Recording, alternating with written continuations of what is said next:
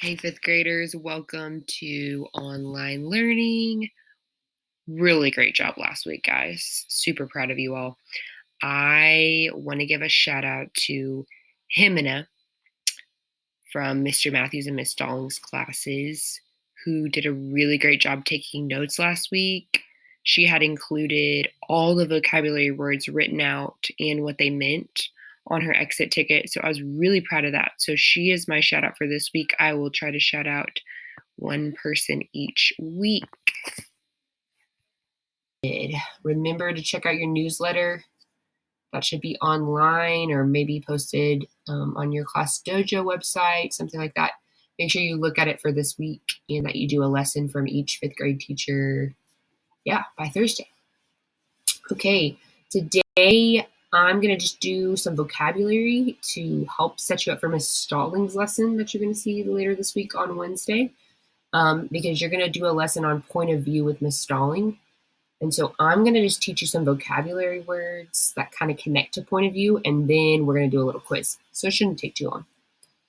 All right, first word is narrator. A narrator, as some of you may know, is the person who tells a story. So here's a sentence using that word. In this version of the fairy tale, the narrator is the wolf, so he finally gets to tell his side of the story. So whoever is telling the story, that's the narrator, right? Unreliable. All right, so let's kind of break this word down into its parts. So we have the word part un, which is a prefix. Anyone remembers? Un means not. Reliable, right? That might be a word we're familiar with. If something's reliable, you can trust it, right?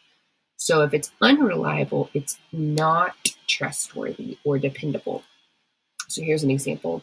Diana is easily distracted, so she's an unreliable babysitter, meaning we can't trust meaning that we can't trust her because she gets distracted really easily.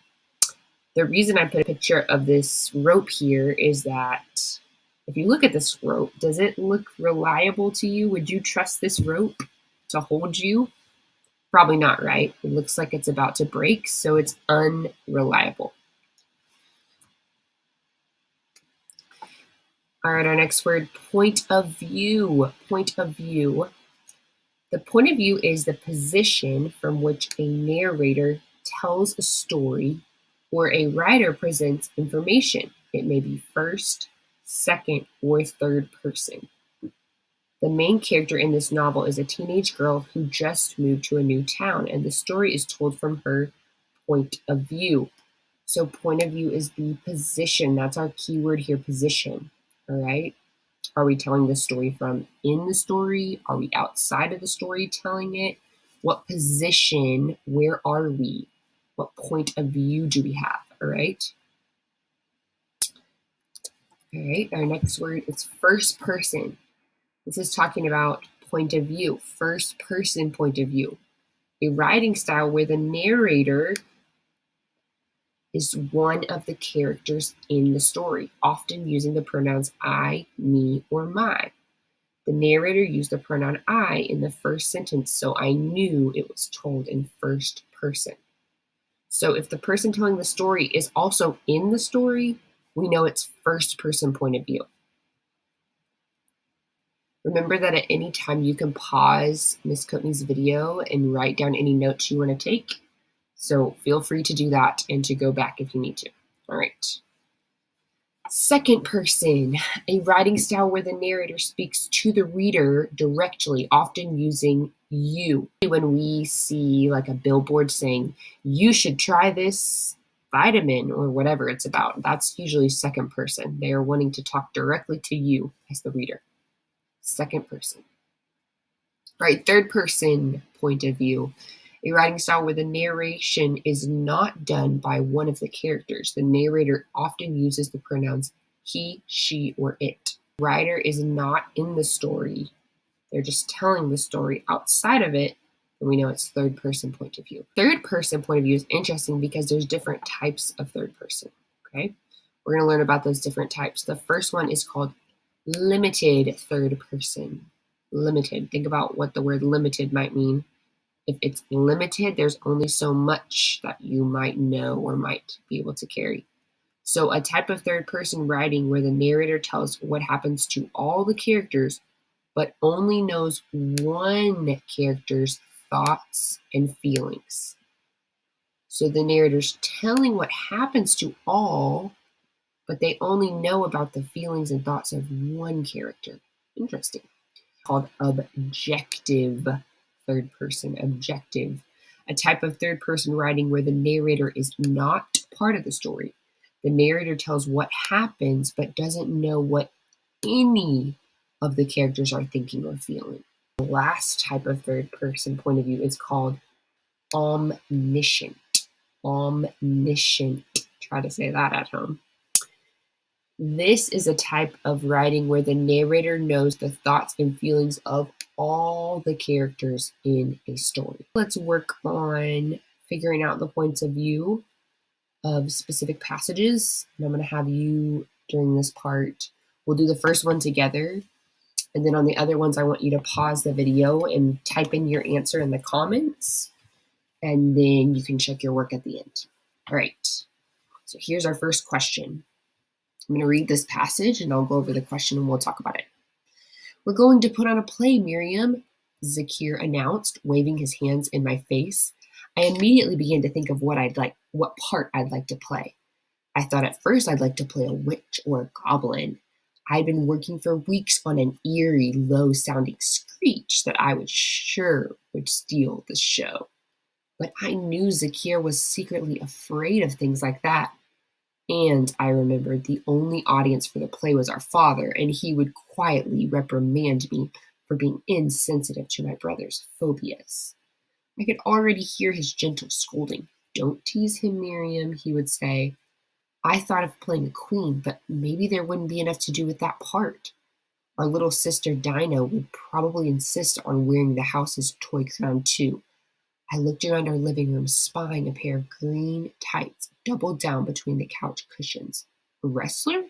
Maybe. What point of view is this passage written in? Third person limited, second person, first person, or third person omniscient? All right, well, something I notice is I see the word I written a lot in the story. Just because I see that doesn't necessarily mean anything, but it's probably pointing me to something important. Not only do I see the word I, but I see think, thought, and I'm reading a lot of sentences are about this person and what they are thinking about, right? They're thinking about what they want to do in this play. They're thinking about what their dad has said to them in the past, what their brother is afraid of. There is the pronoun he, right? But when we keep seeing from one person's thoughts and that person is also in the story, we know that this point of view has to be first person point of view. If you were thinking first person, great job.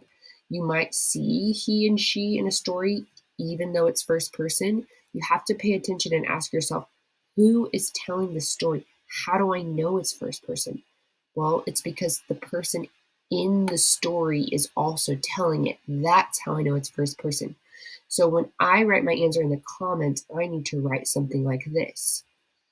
C would be my answer, and I would say it's in first person because the person telling the story is one of the characters in it. When you put your answer to these questions, I want you to explain how do you know that. I don't want you to just put A, B, C, or D. I want you to say because why. How do you know? Maybe you're going to use evidence to support your answer. Maybe you can explain in your own words, but tell me how you know your answer. Awesome. Your teacher. All right, number 2 says, read the following passage. The carousel lurched into life, its jarringly sweet song abruptly sounding through the nearly empty park. A flock of birds startled and scattered across the sky. I called out, "Whoops, sorry," to the few families waiting for a turn. Got to be kidding me, one of the fathers sighed, leading his son away from the creaky ride. Which detail from the text best indicates that this story is told in the first person? A, you've got to be kidding me. B, the carousel lurched into life. C, I called out, oops, sorry. D, a flock of birds startled. All right, I'm going to read question 3 here. If you didn't do question 2, go back, pause the video, do question 2, and then come longer. Which of the following sentences is the best example of an omniscient third-person point of view? All-knowing. A, Carly was anxious about making the cake, but her brother was more confident. He knew things would go well. B, Carly and her brother agreed to make the cake for their father's wedding and set about buying supplies. C, Carly jealously watched her brother frost the cake, certain that he was doing this to annoy her. Or D, he asked if I would be willing to be in charge of desserts, and I said I couldn't possibly begin to answer that question. Which one is third-person omniscient point of view? When you write your answer in the comments, make sure you explain why you picked that one. Make sure to pause the video and write your answer in the comments.